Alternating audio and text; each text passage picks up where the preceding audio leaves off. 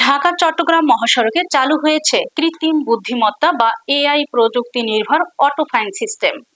সড়কে চাঁদাবাজি বন্ধের পাশাপাশি ট্রাফিক আইন লঙ্ঘনকারীদের বিরুদ্ধে দ্রুত ব্যবস্থা নেওয়া সম্ভব হবে বলে আশা প্রকাশ করেছেন স্বরাষ্ট্রমন্ত্রী। বিস্তারিত থাকছে স্বপন আহমেদের প্রতিবেদনে।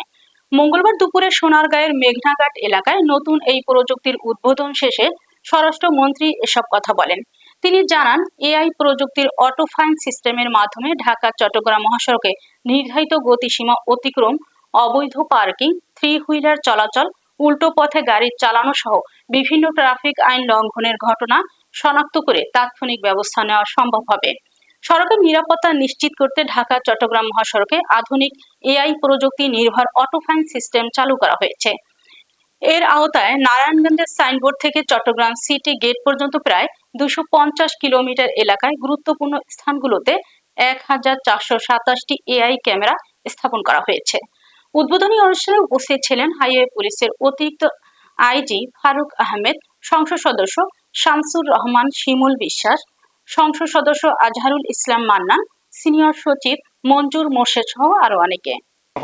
যেটা আমাদের জন্য একটা চ্যালেঞ্জ, মহাসড়কের শৃঙ্খলা ধরে রাখা। এছাড়া মহাসড়ক সংলগ্ন 33টি বৈধ ইজারাদার হাটবাজার অবস্থায় উপজেলা পরিষদ, থানা, পুলিশ স্টেশন, শপিং মলও প্রায় 17টি শপিং মল মহাসড়কের উপর অবস্থিত। ঢাকা চট্টগ্রাম হুইলারের মধ্যে সিএনজি চালিত থ্রি হুইলার এবং ইজি বাইক এখন আমাদের দেশে আমাদের নেতৃত্বে নিরলসভাবে স্যারের সুনির্দিষ্ট দিক নির্দেশনায় আমরা কাজ করে যাচ্ছি।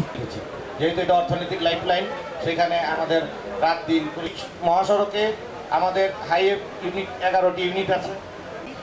ওই রুমের মধ্যে যে ডিসপ্লে থাকবে সেই ডিসপ্লেটা আমরা এখানে একেবারে মহাসড়কের গেট মানে গার্মেন্টস এবং শিল্প কারখানায়, যেটা আমাদের জন্য এই মহাসড়কে শৃঙ্খলা এবং নির্বিঘ্ন নিরাপত্তার মধ্যে আনতে চাই, যার লক্ষ্যে ইতিপূর্বে ক্যামেরা, অটোমেটিক ক্যামেরা এবং এআই জেনারেটেড ফাইন সিস্টেমের আমরা ইন্ট্রোডিউস করেছি, যাতে কেউ স্পিড ব্রেক করলে, স্পিড লিমিট ক্রস করলে এবং ট্রাফিক আইন ভঙ্গ করলে, উল্টা পথে যাত্রা করলে, ওভারটেকিং করলে, যে কোনোভাবেই হোক যেখানে সাইন সিগন্যাল দেওয়া আছে সেটা অমান্য করলে তার উপরে ফাইন আরোপ করা হবে। অটোমেটিক্যালি এটা বিআরটি এর কাছে চলে যাবে এবং টেলিফোনিক মেসেজের মাধ্যমে সে গাড়ির মালিকের কাছে, যার নামে রেজিস্ট্রেশন, তার কাছে সেই মেসেজ পৌঁছে যাবে।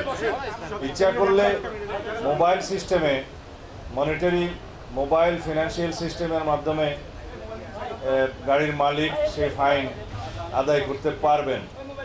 সেটা একবার, দুইবার, তিনবার হলে তারপরে রেজিস্ট্রেশন ক্যান্সেল হবে কিনা সেটা বিআরটি এর আইন অনুযায়ী হবে।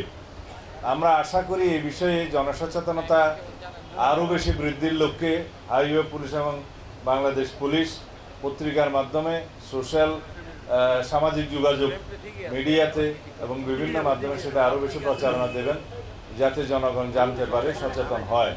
আশা করি এই উদ্যোগের ফলে আমাদের একটা যুগান্তকারী পরিবর্তন সড়ক শৃঙ্খলার মধ্যে আসবে। এই মালিক, শ্রমিক ফেডারেশন এবং পুলিশ সম্মিলিতভাবে এই প্রচেষ্টাকে সফল করতে হবে। কিছু ভুল ত্রুটি যদি ধরা পড়ে সেগুলো সংশোধন করে পর্যায়ক্রমে বাংলাদেশের সকল মহাসড়কে এই ব্যবস্থা চালু করবো ইনশাআল্লাহ। আর মহাসড়কে যে চাঁদাবাজি হয় সেটা মালিক পক্ষ থেকে হোক, শ্রমিক ফেডারেশনের পক্ষ থেকে হোক বা পুলিশের পক্ষ থেকে হোক, সব কিছু ক্যামেরায় যেহেতু রেকর্ডেড থাকবে, আশা করি এই প্রবণতাটা কমবে এবং আমি বিশ্বাস করি জনগণের সহযোগিতায় আমরা মহাসড়কে চাঁদাবাজি বন্ধ করতে পারব। মহাসড়কে থ্রি হুইলার যে সমস্ত যানবাহন, এগুলো চলার কথা না, শুধুমাত্র গ্যাস স্টেশনে গ্যাস নিতে আসার জন্য এবং যেগুলো বাজার এলাকা আছে, যেগুলো তাদের স্ট্যান্ড, ওগুলো আর ফিডার রোডে তারা যাওয়ার জন্য এই বিষয়টা কনসিডার করার জন্য আমি মহাসড়কের পুলিশ প্রধানকে অনুরোধ করেছি।